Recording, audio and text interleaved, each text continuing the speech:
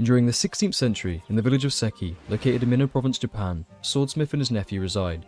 The swordsmith, named Iroh, was an esteemed, dedicated man who was renowned for his meticulous craftsmanship and dedication to perfection. Many of his blades were prized for their superior quality and beautiful hamon and hada patterns.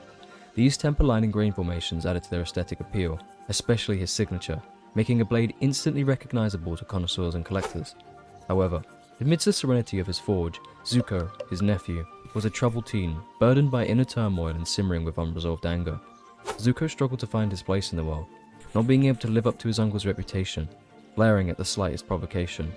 Iroh, ever so mindful of Zuko's struggles, sought to impart upon him the wisdom of the forge, not merely the art of sword making, but the lessons of patience, resilience, and self-discovery. For Zuko's greatest setback was his lack of acceptance, holding on so tightly that he forgot how to let go. Unfortunately, the blades crafted by Zuko bore the imprint of his emotions. Zuko's blades often mirrored his internal conflicts. His anger and frustration would sometimes manifest in the forging process, leading to imperfections and flaws within the finished product. Zuko suffered from failing to live up to his uncle's reputation, the fear of not being good enough, the fear of others' judgment, what they would think about him or even say. Living in the suffering of the past and the fear of the future, Zuko forgot about the now. One night, after being out at the local bar, a buyer from Iroh, clearly drunk from sake, spotted Zuko, nudging his friends before shouting out to him, "Zuko, I thought I recognized you. That legendary swordsmith, Iroh's failure?" The other samurai behind him laughing. Zuko stood. His silence spoke 1,000 words. He was furious. He placed his hand to his side, ready to draw his blade. It wasn't until the bar door swung wide open. "Ignore him," stated Iroh. "Uncle?" Zuko replied. Iroh paced into the bar, standing between Zuko and the drunken man. "I had a feeling I'd find you here, seeking solace at the bottom of a bottle. But remember, just because you drink to forget, doesn't mean your troubles vanish. And as for you, people aren't failures, they're works in progress. Each setback is merely an opportunity for growth. Before I became a master swordsmith, I encountered what you would deem as failures. But to me, those flawed and imperfected blades were not failures at all. They were lessons, guidance, pointing me in the right direction, something to learn from. So I suggest you learn from this." Iroh grabbed Zuko by his collar, dragging him out back. "Meet me near the shrine tomorrow," Iroh said softly.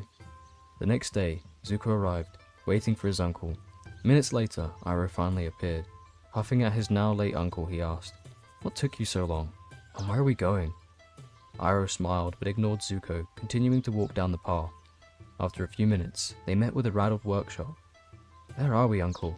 This is some rusty old shack." Iroh let out a stifled laugh. "We're often tied to the beginning, but it's not our beginning that defines us. It's what we make of it that defines us.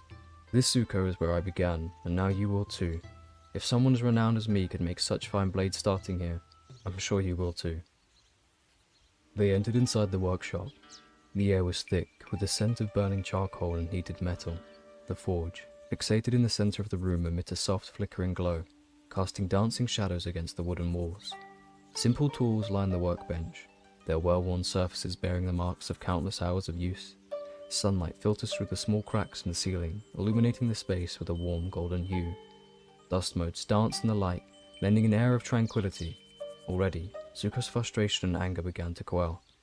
With patience and wisdom, he would start by showing Zuko the fundamentals, how to select and prepare the raw materials, the proper techniques for heating and shaping the metal, and the importance of precision and attention to detail in every step of the process. Iroh would demonstrate each technique himself, guiding Zuko's hands as they worked the forge and wielded the hammer. He would offer gentle encouragement and constructive feedback, helping Zuko learn from his mistakes and grow in skill and confidence with each new blade forged. Iroh would continue to teach Zuko every day, meeting by the shrine. With each passing day, summing up to a total of 12 months, Zuko had grown so much.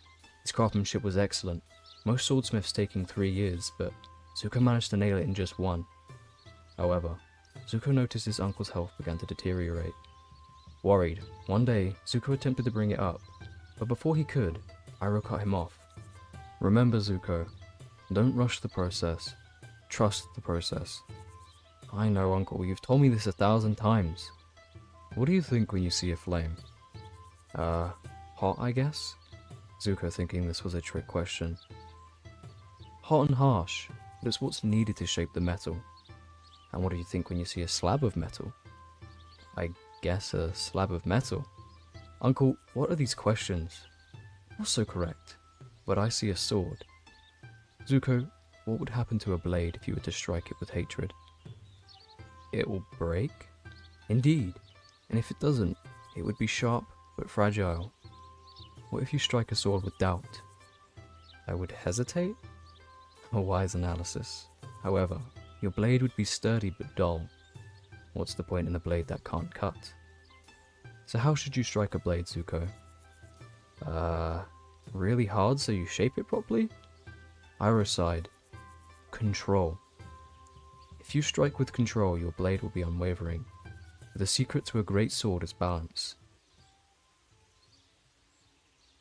Zuko failed to realize his uncle was trying to draw parallels. You see, often in life, parallels can be drawn from almost anything. Such as the growth of a tree, human life we begin small, insignificant like a seed, and undergo the process of growth and development. With each passing year, and just like the tree facing storms and adverse conditions, we too as humans go through struggles. It's why it's important to learn to dance in the rain, and not wait for it to pass.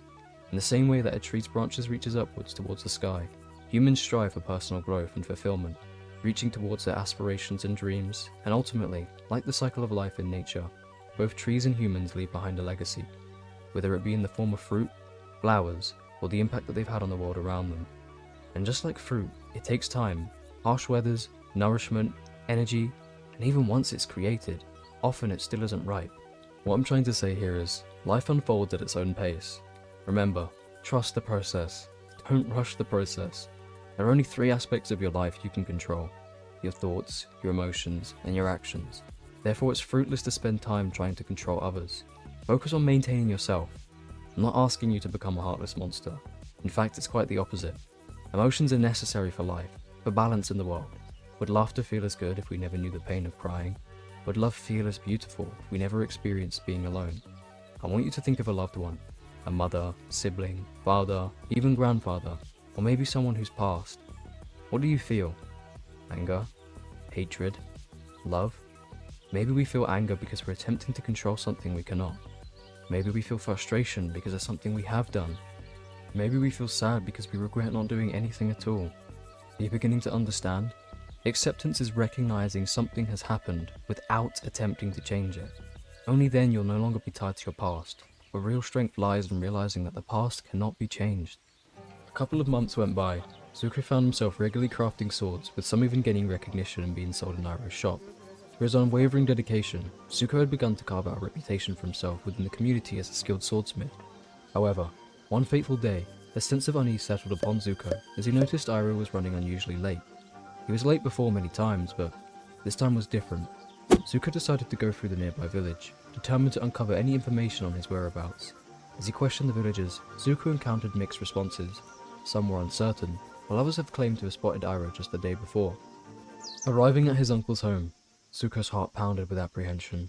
He spotted 2 of Iroh's close friends standing outside, their faces etched with sorrow. A sinking feeling gripped Zuko's chest as he hurried towards them. What the hell is going on? The taller man of the 2 walked up to Zuko and held him by his shoulders, with a serious expression on his face. I'm sorry, but your uncle passed in his sleep last night. Zuko fell to his knees, his anguish silent. Tears began to stream down his face. He scrambled to his feet and bolted back towards the workshop. Upon nearing the shrine, something caught his eye. Uncle? He cried. Zuko rushed towards the silhouette. It had a soft blue glow emanating from its body. Its expression was warm, as it offered Zuko a smile. It was at this moment Zuko knew right away. You really did pass, didn't you, Uncle? Yes. Come, let us have one last walk. They continued down the path, Iroh speaking of fond memories, trying to calm Zuko. With each step closer, Iroh's blue glow started to get brighter. Just before reaching the workshop, Iroh stopped to speak to Zuko. I taught you everything I know, so you could become even greater than me. But perhaps I didn't make it clear enough on what I was really trying to teach you. Zuko tilted his head with a confused expression. You see, all along, Zuko, you was the blade. Frustrated, Zuko clenched his fists and closed his eyes to let out an agitated sigh. But just as he opened them, his uncle was gone. Dashing into the workshop to look for his uncle, he paced back and forth. What did he mean by that? Zuko pondered. I'm already an expert swordsmith. I already have lots of customers. What was he really trying to teach me? Zuko continued to glance around the workshop, until his eyes met with the flames simmering in the back. And that's when he remembered something his uncle taught him. What do you think when you see a flame? Hot and harsh, but it's what's needed to shape the metal. Uncle was talking about me, how I needed to go through my pain in order to shape myself as a person. Zuko, what would happen to a blade if you were to strike it with hatred? It would be sharp and fragile. That reminds me of my old self. What if you strike a sword with doubt? Your blade would be sturdy but dull. And what's the point in a blade that can't cut? If it wasn't for my uncle, that's exactly how I would have ended up. And that's why I need to strike my life with control over myself, so I can live a balanced life. Zuko started to realize his uncle's lessons weren't just about crafting swords. It was about becoming yourself, not being tied down by others or stuck to your past, but accepting that we live in the present and nothing else. But there was still one lesson that Zuko couldn't understand. And what do you think when you see a slab of metal? Zuko knew his uncle's answer was that he sees a sword, but he still couldn't quite understand what this meant. Often our beginnings is where we find answers. Maybe I should go to where this all began. Zuko headed towards the bar. News spread quickly, hearing conversations of Iroh's passing. Suddenly, an older man spoke from behind Zuko. Zuko, is that you? You've grown so much. Excuse me? I'm sorry, but do I know you? The old man sighed. Yes, but I owe you an apology. Zuko looked the man up and down, and then it hit him. Wait, you're that old drunk from nearly 2 years ago. Yes. I want to say that I'm sorry for your loss. Your uncle was a good man. I changed for the better after what he said that night. He was right. I judged you on who you was then, or you could grow, and become the master swordsmith you are today. That's it. That's what my uncle meant. Zuko realized what the final piece of his uncle's lessons were. Seeing a slab of metal as a sword, everyone saw me as a loser, failure, but my uncle didn't. He saw potential in me. I need to stop taking things at face value, and stop letting someone's appearance, wealth, or even social status cloud my judgment. For we are all slabs of metal yet to be shaped. Even though Zuko's uncle was gone, he shed no more tears, for he could not control the past. Accepting the reality, Zuko simply smiled. Thank you guys for watching my short story called The Swordsmith. I hope you all enjoyed. It's my first time ever doing anything like this, so I apologise if some bits are off. It'd be really appreciated if you can leave a comment on something that you did like, or something that you could feel needs improving. I take constructive feedback very well. Anything will help. I'm going to leave a list of names on screen right now of my friends and some family, people who have helped me. Just overall help me in life, not even just through the video. And hopefully I can make more content like this in the future, and hopefully you guys can stick around. Take care. Full day. A sense of unease settled upon Zuko as he noticed Ido? Who's Ido, bro?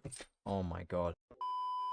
Zuko had begun to carve out a reputation for himself within the community as a squad. Uncle? He cried out. Zuko rushed towards the silhouette. Oh my god.